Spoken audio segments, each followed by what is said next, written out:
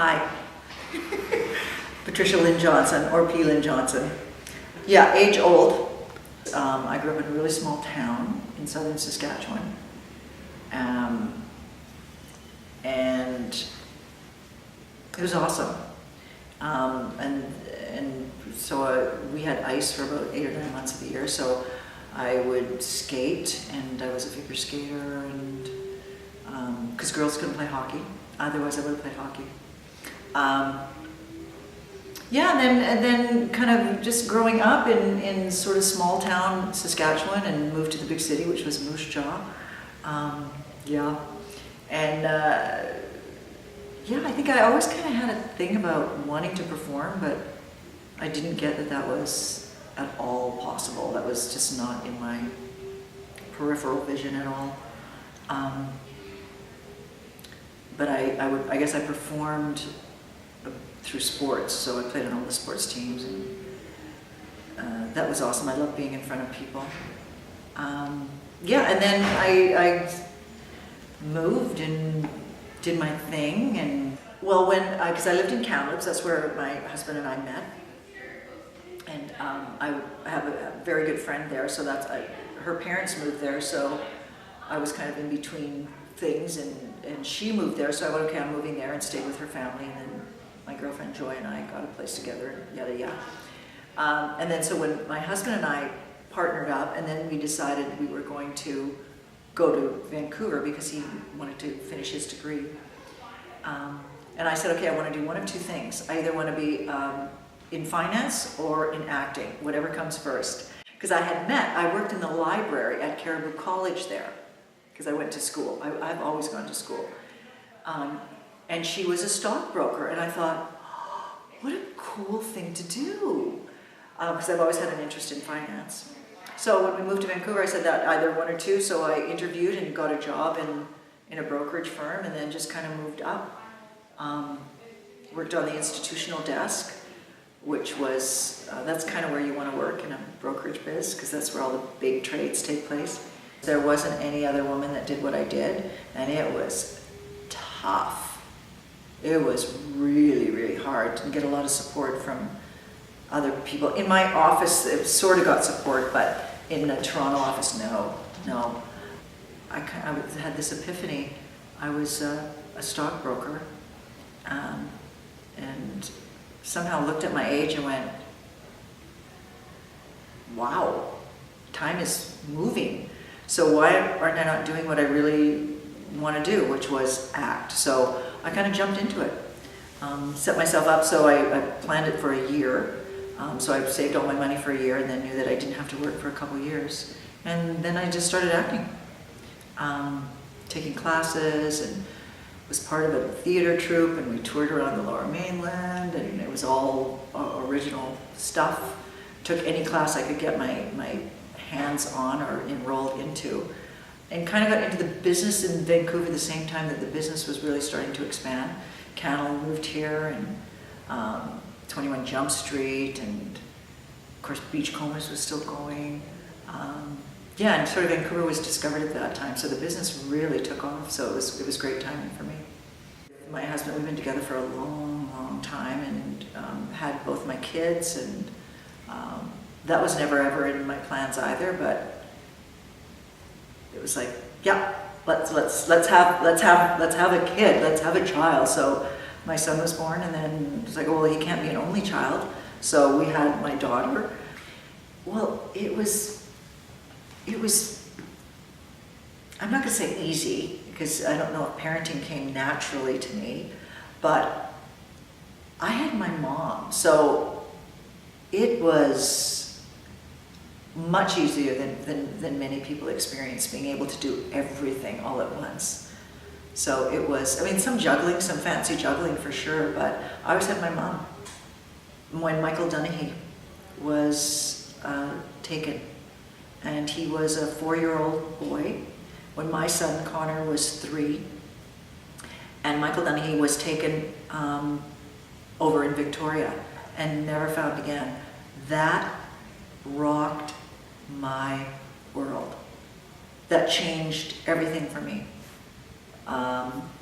in terms, first of all, I never even had considered that as something that could occur, and here it occurred right across, like kind of in my backyard, and friends of ours were friends of theirs. It was devastating, like the whole province and country. I think it was huge. And having a son who looked like Michael Donaghy, it just freaked me out. So I think it just shifted how I parented, my view of the world. It was a huge, huge event. Yeah, I just became much more wary of a life changer as far as, and having somebody that could have been snatched was horrifying. Yeah.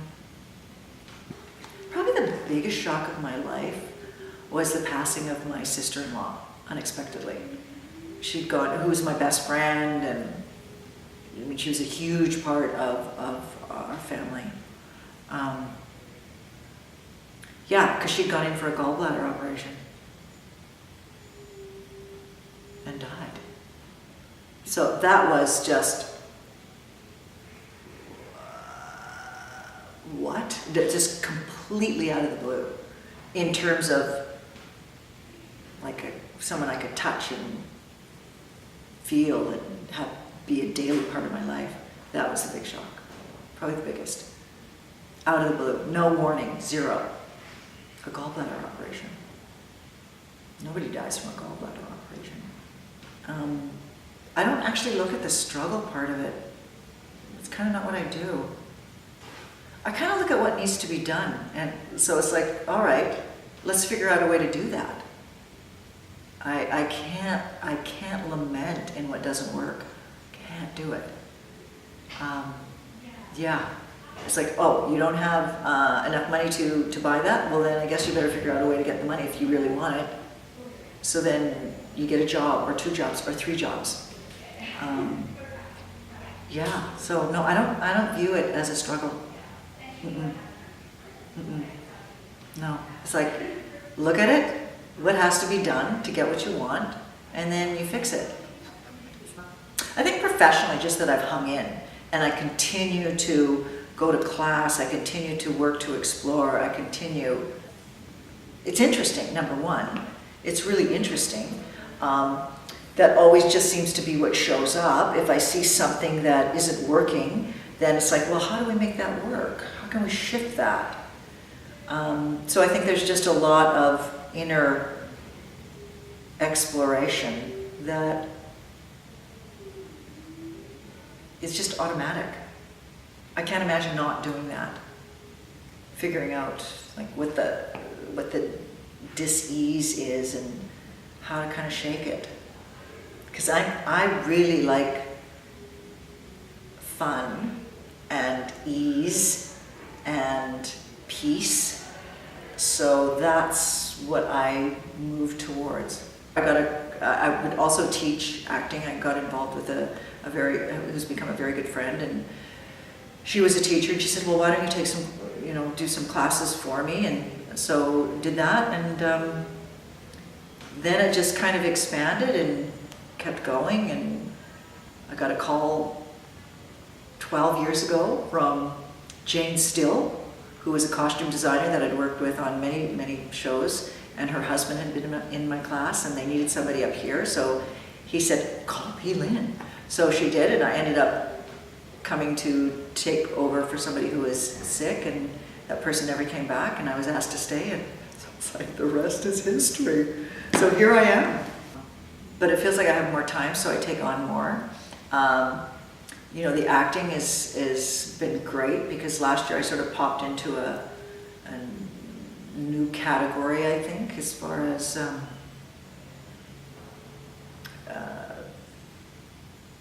just the bigger roles and get a couple of those, and then all of a sudden I'm now going out for much bigger roles, and so that's fun. That's really fun.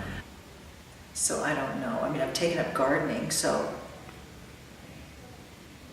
we'll see. I'm kind of thinking maybe greenhouse, kind of thinking maybe different ways to plant strawberries. I saw a really cool thing where you put them in gutters and you suspend them so they get to grow over. I love that idea. So maybe that might be what's next. I don't know. You know what? I let my husband do that. He's the philosopher. He really is. He brings the bigger meaning to everything. I'm much more practical. So my mantra was, well, if you don't like it, then let's look at it and let's fix it. Like, what do we need to do to shift it so it works?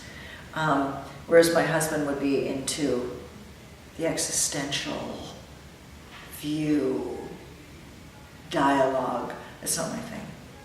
That's not my thing.